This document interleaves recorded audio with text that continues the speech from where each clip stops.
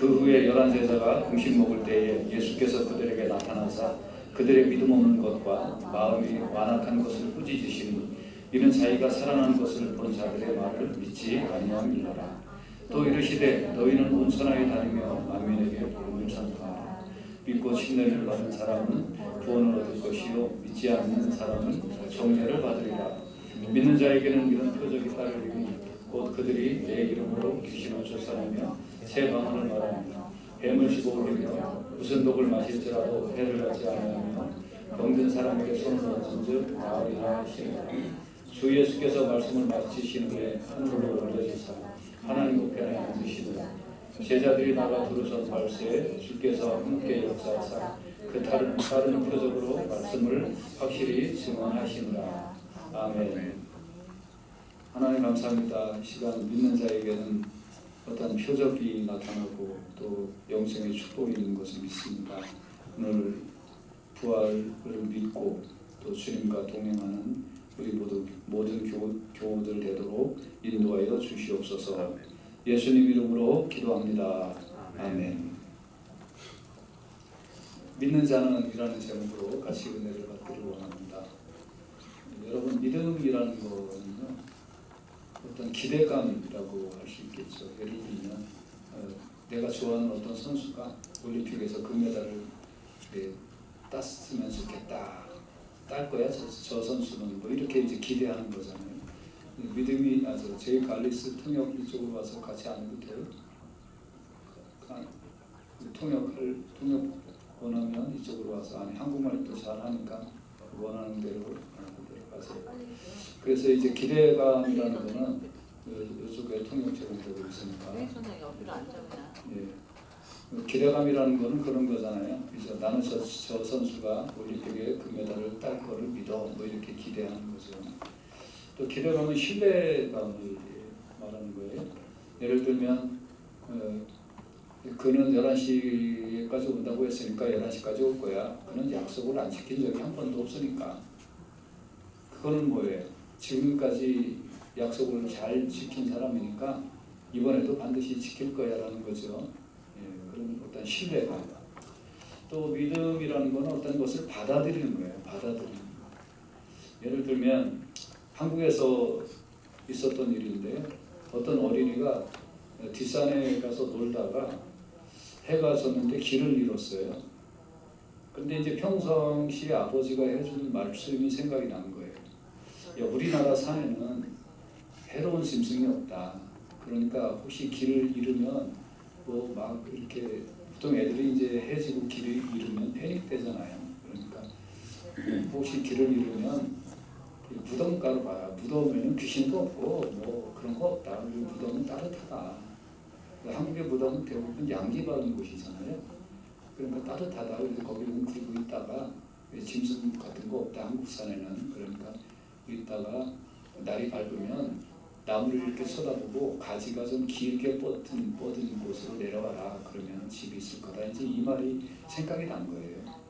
그래서 이 어린애가 이제 국민학교 초등학교 정도 다니는 애죠. 아버지 말씀이 생각이 나서 이렇게 보니까 무덤이 있는 거예요. 그래서 거기서 이제 웅크리고 있다가 아침에 해가 밝으니까 나뭇가지가 길게 뻗은 숲으로 내려와서 무사히 집으로 내려왔다. 예, 그래, 이 말은 뭐예요? 그 아버지의 말을 어떻게 한 거지요? 믿고 행동에 옮긴 거지요. 행동에 옮기는 거. 그래서 받아들이는 거예요. 믿는다는 거는 기대감도 있고 신뢰감도 있지만 받아들이는 거예요. 그걸 받아들이고 행동에 옮기는 것을 믿음이라고 그래요. 근데 오늘 우리가 보면 예수님이 부활하셨다는 것을 듣고도 믿지 않은 자들이 있었어요. 마가복음 16장 10절에서 11절에 보면 마리아가 가서 예수와 함께 하던 사람들이 슬퍼하며 울고 있는 중에, 그러니까 이 슬퍼하고 울고 있는 사람은 인간적인 거죠. 인간적으로 예수님, 사랑하는 예수님이 돌아가셨네. 그래서 슬퍼한다는 거예요. 예수님이 이미 부활하셨는데, 여러분, 우리가 인간적인 이런 면모를 갖는 건 매우 중요하죠. 어떤 사람이 아플 때 동정하는 마음을 갖고요. 또 어떤 사람이 힘들어할 때 같이 도와주는 마음을 갖고 있는다는 것은 매우 중요한 인간적인 기본 본성이어야 해요. 이런 거 없이 살면 삭막한 거예요. 근데 이건 많은 시간이 아니에요. 그래서 이 일을 알림에, 그래서 예수님이 살아나셨다는 것을 알려도 그들은 예수께서 살아나셨다는 것과 마리아에게 보이셨다는 것을 듣고도 믿지 아니하였다 하는 거예요. When they heard that Jesus was alive and that she had been seen, they did not believe. 그들은 그걸 듣고도 믿지 않았다는 거예요. 그러니까 이렇게 여러분 듣고도 믿지 않는 그런 사람들, 듣고도 신뢰하지 않는 거예요. 듣고도 반응하지 않는 거예요. 듣고도 받아들이지 않는 거예요. 이런 거를 이제 우리는 불신앙이다, 믿음이 없다 이렇게 이야기하는 거거든요. 마가복음 16장 3절에 보면 13절에 보면 두 사람이 가서 남은 제자들에게 알렸으되 역시 믿지 아니하였다 그랬어요. 역시 믿지 아니하였다. They returned and reported it to the rest, but they did not believe them either. 역시 믿지 아니하였다. 그러니까 알려줘도 안 믿는 거예요. 알려줘도. 여러분 이렇게 믿지 못하는 사람들이 있을 때 예수님이 어떻게 하셨을까요? 마가복음 16장 14절에 보면 그 후에 11제자가 음식 먹을 때에 예수께서 그들에게 나타나셨다. 못 믿으니까 나타나셨어요. 자신이 부활하셨다는 것을 보여주신 것이요. 여러분 그리고 도마에게 예수님께서는 이런 말씀을 하셨어요. 예수께서 이르시되 너는 나를 본고로 믿느냐? 보지 못하고 믿는 자들은 복되다. 너 보니까 믿냐? 보니까 믿냐? 아까 제가 그랬죠. 어린아이가 아버지 하신 말씀을 듣고 그걸 받아들이고 그대로 했다. 너는 나를 보고 믿느냐? 왜 사람들이 전해 준 말을 듣지 못하느냐? 여러분 그러므로 로마서 10장 17절에 보면 믿음은 어디서 난다고요? 예, 들음에서. Faith comes from hearing. 들음은 뭐라고요? 그리스도의 말씀으로 말미암았다. 그러니까 예수님의 말씀을 신뢰하고 받아들이는 거예요. 여러분 예수님은 부활하셔서 지금 이 땅에 계시지 않아요. 그래도 여러분이 믿을 수 있는 근거는 뭐예요? 예? 성경 말씀. 예수님이 그렇게 행하셨던 것. 그것을 신뢰하고 받아들이는 거예요. 자, 그 다음에 예수님은 이렇게 믿지 아니하는 제자들에게 예수님은 나타나셔서 믿으라라고만 하시는 게 아니라 두 번째는 꾸짖으셨다.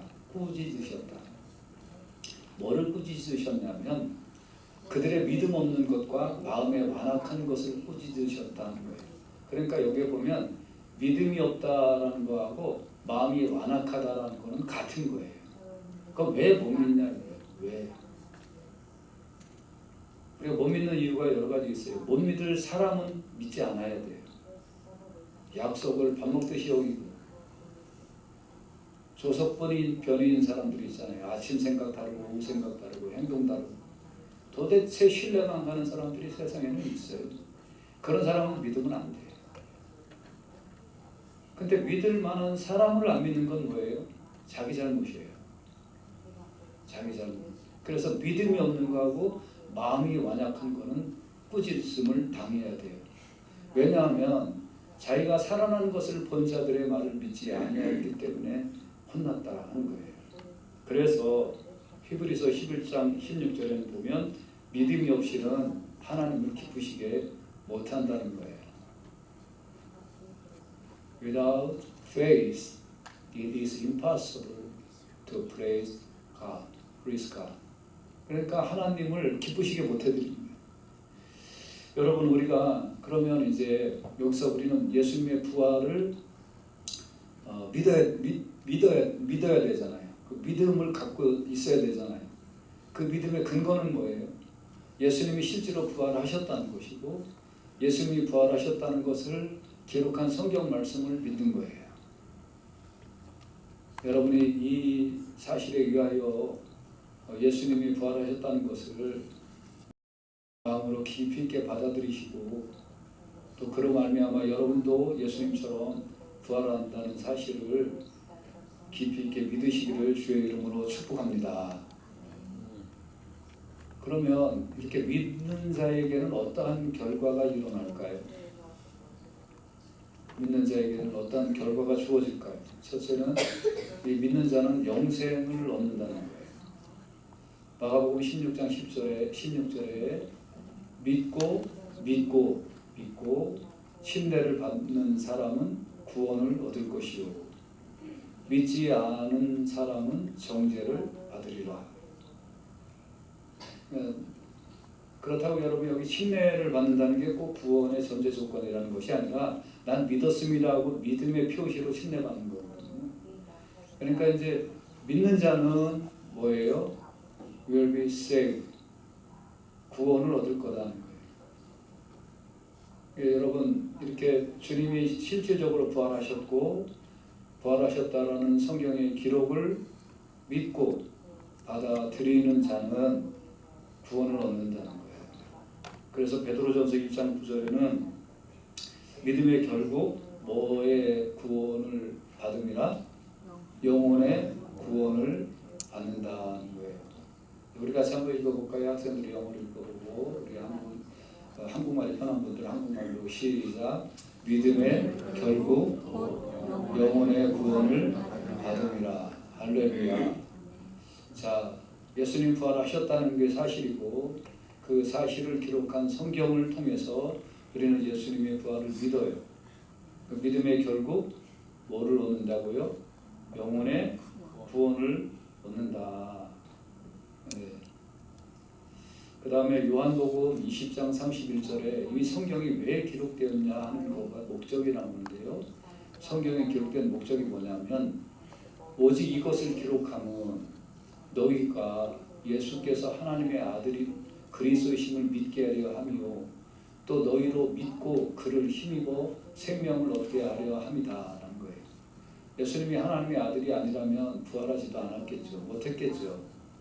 근데 부활하심으로 하나님의 아들이심을 인정받으셨거든요. 인정되었거든요. 그래서 예수께서 하나님의 아들 그리스도이심을 믿어라. 부활하신 그리스도임을 믿어라. 그를 믿으면 생명을 얻는다.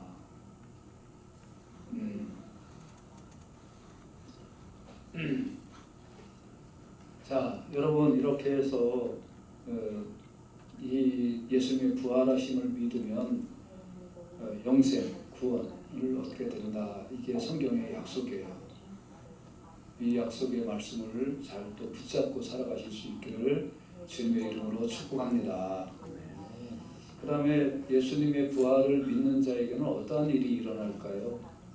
두 번째는 어떠한 미라클, 어떤 기적적인 그런 사인이 있다는 거예요.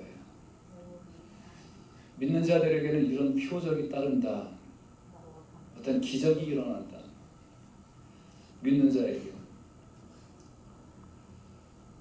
그럼 어떤 사인이 있을까요? 사도행전 4장 30절에 보면 손을 내밀어 병을 낫게 하시옵고 표적과 기사가 거룩한 종 예수의 이름으로 이루어지게 하옵소서. 어떤 병도 낫고 어떤 사인 또 어떤 기사 이런 일들이 일어나게 된다. 그래서 사도행전 5장 12절에는 사도들의 손을 통하여 민간의 표적과 기사가 많이 일어났다는 거예요. Miraculous sign and wonders among the people. 이런 일들이 일어난다는 거예요. 믿는 사람들이 다 마음을 같이하여 모여서 또 막 이렇게 하나님을 찬미하고 하는 그런 일들이 일어났죠.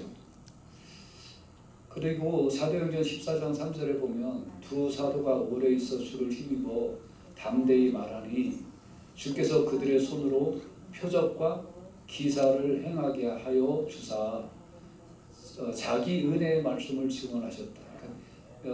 예수님의 말씀이 사실인 것을 표적과 기사를 통하여 사도들이 그걸 행하게 하여 주심으로 그 말씀이 사실이다 하는 것을 나타내 주셨다 하는 거예요. 자, 그러면 자, 한번 생각해 봅시다. 여러분이 이제 마음속에 예수님이 부활하신 분이고 하나님의 아들이시라는 것을 믿는다면 구원을 얻는다 그러는데, 우리 교회 교인들은 뭐 이 사실을 안 믿는 사람은 없을 거예요. 그래, 예수님 하나님의 아들이고 부활하신 분이야 라는 걸 믿을 거예요. 그럼 이제 그거를 믿었는데, 내가 왜 나는 천국 간다라는 구원의 확신이 없을까? 두 번째는, 나는 그 사실을 믿었는데 나뿐만 아니라 왜 이 시대는 이런 어떤 그런 표적, 기이한 일들, 병 고치는 일들, 이런 일들이 안 일어날까 하는 일이에요. 다시 말하면 이제 제가 이렇게 중고등학교 다니던 1970년대에 이때는 이 교회에서 부흥회를 하면 막 진짜 병도 났어요. 저는 중고등학교 다니니까 어린애는 아니잖아요. 앞에서 일어나는 일들을 이렇게 알 수 있는 나이잖아요. 5살, 6살도 아니고. 근데 실제로 강대상에서 이 병 고치는 것들을 많이 봤어요. 이게 트릭이 아니에요. 진짜예요. 그리고 오늘날 이 선교사님들의 보고에 의하면 저 아프리카 제3세계 이런 데에는 실질적으로 병을 고친대요. 그래서 제 친구 목사님이 네팔에 가서 이제 이렇게 아픈 사람이 있는데 나오라고도 안 했는데 이렇게 나왔대요. 그 목사가 앞에 있는데 아픈 사람이 나오면 어떻게 해요? 그 무슨 뜻으로 나온 거예요? 고쳐달라고 나온 거잖아요. 그래서 한국에서 목회하는 친구 목사님인데 자기는 한 번도 이거를 해본 적이 없대요. 고쳐본 적이 없대요. 그런데 나왔는데 어떻게 목사가 기도 안 해줄 수 없잖아요. 그래서 기도를 주여 하고 기도를 딱 했는데 자기가 깜짝 놀랐대요. 낫대요. 그러니까 기도해도 목사가 놀란 거야. 이게 나.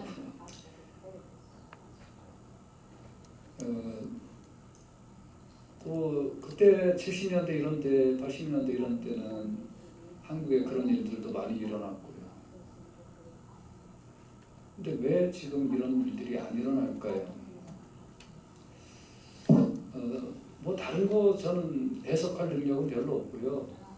제가 이렇게 느껴지는 것은 정말 내가 예수님을 마음속에 진정으로 믿고 있느냐, 그분이 나의 구세주임을 믿고 그분이 나의 주님이심을 믿고 내가 정말 그분을 위하여 살아가고 그분은 나를 도와주는 분이라는 것을 정말 신실하게 믿는가. 아마 그 믿음이 사라지고 나니까 좀 약해지니까 구원의 확신도 좀 줄어들고, 또 많은 사람들이 그 믿음이 약해지니까 병 낫고 사인이 일어나고 어떤 그런 미라클러스 사인이 일어나는 그런 일들에 관심도 없고 하니까 목사도 이렇게 정말 간절한 마음으로 기도가 안 되는 거예요. 그러니까 솔직히 말하면 목사님 저 감기 들었는데 감기나 낫게 기도해 주세요 이런 식이에요. 그러니까 기도를 할 때 믿지를 않고 기도하는 거예요. 목사님한테 기도를 부탁할 때 목사님 이 기도해 주셔서 꼭 좀 낫게 해주십시오 이렇게 하는 게 아니라 그냥 나오면 좋고요, 안 나오면 뭐 할 수 없고요. 이런 마음으로 이렇게 기도를 부탁을 하면 기도하는 사람의 입장에서는 그 정말 기도가 간절해지겠냐고. 그러니까 표적과 기사가 오늘날 안 나타나는 겁니다. 그러면 오늘 이제 부활주일이잖아요. 여러분이 정말 예수님의 부활을 믿고 예수님이 그리스도이며 하나님의 아들이라는 사실을 오늘 다시 한번 여러분 마음속에 좀 생생하게 믿을 수 있으시기를 주의 이름으로 축복합니다. 그리고 그 믿음으로 말미암아 내가 천국에 가고 내가 하나님 나라에 가서 영원히 사는구나 하는 그 사실이 여러분 마음속에 좀 더 부활되는 역사가 일어나면 좋겠어요. 그리고 기도하면 하나님이 들어주시는구나. 기도하면 예수의 이름으로 정말 하나님이 나는 생각하지 못하는 놀라운 일들도 해주시고 정말 내가 눈으로 보지 못한 일, 인간적으로는 저게 이해가 안 되는 그런 일들도 일어나는구나 하는 사실도 믿기를 주의 이름으로 축복합니다. 이게 오늘 우리 부활절에 우리가 회복해야 될 믿음이에요. 그래서 오늘 이 부활절에 여러분이 이 믿음이 회복되어서 여러분 생애에 예수 믿는다는 게 정말 눈으로 또 머리로 이렇게 생각할 수 있는 일이 아니고 뭔가 그 희귀한 어떤 그 영적인 일이구나 하는 것들이 여러분 생애에 많이 체험되실 수 있기를 주의 이름으로 축복하고요. 그리고 그러면서 정말 하나님이 나와 함께 하시는구나, 내 인생을 돌봐주시는구나 하는 것을 더 믿고 살다가 여러분 생애에 다 한 날 하나님 나라에 다 들어가시기를 주의 이름으로 축복합니다.